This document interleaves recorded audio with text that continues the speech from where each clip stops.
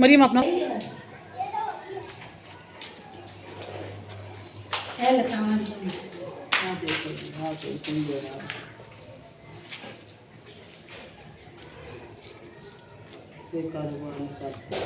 शरीफा मैं अल्ताफ कानूनी की रहन वाली हाँ।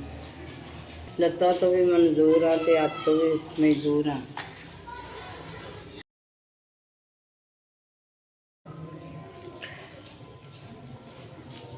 कल्ली मैं रहनी हाँ। एक भैन पड़ोसी मेरे नाल रहिंदी, मैनूं हांडी रोटी पका देंदी, मैं खा लेंदी। होर मेरा कोई वसीला नहीं है।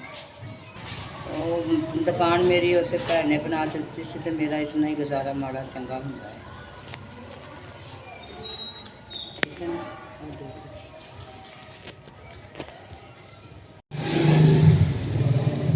तीन, चार, पाँच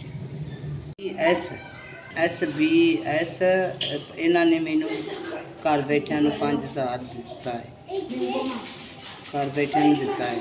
तो अल्लाह ताला तुहाडी मंजूर ते कबूल फरमावे। अल्लाह तुहानू देन जोगा करे। अल्लाह मेरी भी ये ज़कात मेरे हकदार ले। अल्लाह तुहाडा भला करे 5,000 में।